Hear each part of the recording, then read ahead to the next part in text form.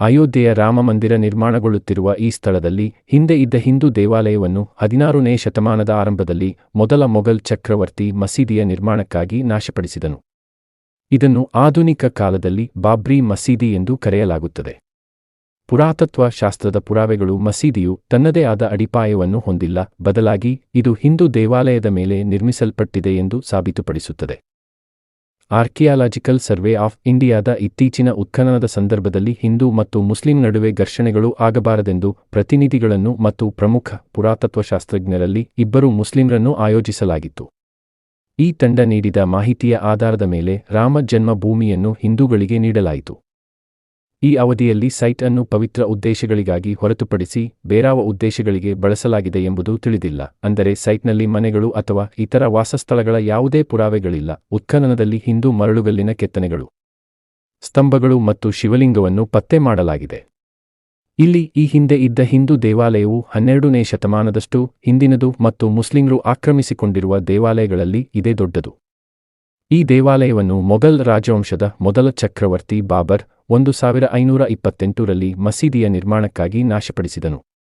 ಉತ್ಖನನಗಳು ಈ ಮಸೀದಿಯು ತನ್ನದೇ ಆದ ಯಾವುದೇ ಅಡಿಪಾಯವನ್ನು ಹೊಂದಿಲ್ಲ ಮತ್ತು ಅದರ ಹಿಂದಿನ ಹಿಂದೂ ದೇವಾಲಯದ ಮೇಲೆ ನೇರವಾಗಿ ನಿರ್ಮಿಸಲ್ಪಟ್ಟಿದೆ ಎಂದು ತೋರಿಸುತ್ತದೆ.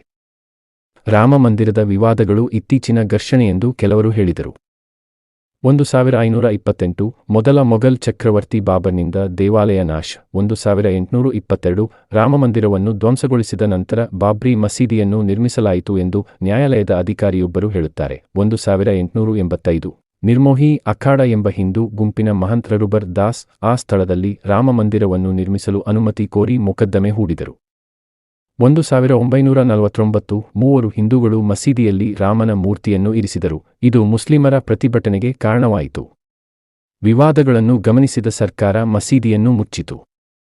ಅಯೋಧ್ಯೆಯ ರಾಮಮಂದಿರದಲ್ಲಿ ರಾಮಲಲ್ಲಾನ ಪಟ್ಟಾಭಿಷೇಕ ಕಾರ್ಯಕ್ರಮ ಆರಂಭವಾಗಿದೆ.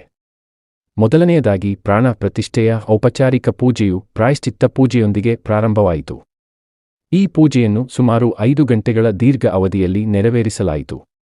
ಇದರಲ್ಲಿ ಆತಿಥೇಯರು ಪ್ರಾಯಶ್ಚಿತ್ತ ಪೂಜೆಯೊಂದಿಗೆ ರಾಮನ ಪ್ರಾಣ ಪ್ರತಿಷ್ಠಾಪನೆ ಪೂಜೆಯನ್ನು ಪ್ರಾರಂಭಿಸುತ್ತಾರೆ. ಈ ಪ್ರಾಯಶ್ಚಿತ್ತ ಪೂಜೆ ಅಂದರೆ ಏನು ಎಂಬುದು ನಿಮಗೆ ತಿಳಿದಿದೆಯೇ? ಪ್ರಾಯಶ್ಚಿತ್ತ ಎಂದರೆ ಶಾರೀರಿಕ, ಆಂತರಿಕ, ಮಾನಸಿಕ ಮತ್ತು ಬಾಹ್ಯ ಈ 3 ರೀತಿಯಲ್ಲಿ ಮಾಡುವ ಪೂಜೆ ವಿಧಾನವೇ ಪ್ರಾಯಶ್ಚಿತ್ತ ಪೂಜೆ ಎನ್ನಲಾಗುತ್ತದೆ. ಬಾಹ್ಯ ಪ್ರಾಯಶ್ಚಿತ್ತ ಪೂಜೆಗಾಗಿ ಆತಿಥೇಯರು 10 ಧಾರ್ಮಿಕ ಸ್ನಾನಗಳನ್ನು ತೆಗೆದುಕೊಳ್ಳಬೇಕಾಗುತ್ತದೆ. ಇದರಲ್ಲಿ ಪಂಚದ್ರವ್ಯ ಮತ್ತು ಅನೇಕ ಪದಾರ್ಥಗಳಿಂದ ಅಭಿಷೇಕವನ್ನು ಮಾಡಲಾಗುತ್ತದೆ. ಈ ಪ್ರಾಯಶ್ಚಿತ್ತ ಪೂಜೆಯು ಅರ್ಪಣೆ ಮತ್ತು ನಿರ್ಣಯವನ್ನು ಒಳಗೊಂಡಿದೆ.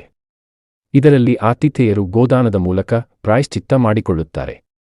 ಇದರಲ್ಲಿ ಸ್ವಲ್ಪ ಹಣವನ್ನು, ಚಿನ್ನವನ್ನು ದಾನ ಮಾಡುವ ಮೂಲಕ ಪ್ರಾಯಶ್ಚಿತ್ತವನ್ನು ಮಾಡಲಾಗುತ್ತದೆ. ಯಜ್ಞಶಾಲೆಯನ್ನು ಪ್ರಾರಂಭಿಸುವ ಮೊದಲು ಹವನಕುಂಡ ಅಥವಾ ರಂಗೋಲಿಯಿಂದ ಬರೆದ ದೇವರ ಚಿತ್ರವನ್ನು ಪೂಜಿಸಲಾಗುತ್ತದೆ. ಭಗವಾನ್ ವಿಷ್ಣುವಿನ ಸಣ್ಣ ಪೂಜೆಯನ್ನು ಮಾಡಲಾಗುತ್ತದೆ ಮತ್ತು ಆ ಪೂಜೆಯ ನಂತರ ಮಾತ್ರ ಪೂಜೆಗಾಗಿ ದೇವಾಲಯದ ಒಳಗೆ ಹೋಗುತ್ತಾರೆ. ಪ್ರತಿ ಪ್ರದೇಶಕ್ಕೂ ಪ್ರವೇಶ ಪಡೆಯಲು ಪೂಜೆಯನ್ನು ನಡೆಸಲಾಗುತ್ತದೆ. ಈ ಪೂಜೆಯ ಮೂಲಕ ದೇವಸ್ಥಾನದ ಒಳಗೆ ಪ್ರವೇಶಿಸಲು ಅನುಮತಿಯನ್ನು ಪಡೆಯಲಾಗುತ್ತದೆ. 121 ಬ್ರಾಹ್ಮಣರು ವಿಧಿ ವಿಧಾನಗಳ ಮೂಲಕ ಈ ಪೂಜೆಯನ್ನು ಪೂರ್ಣಗೊಳಿಸಿದ್ದಾರೆ.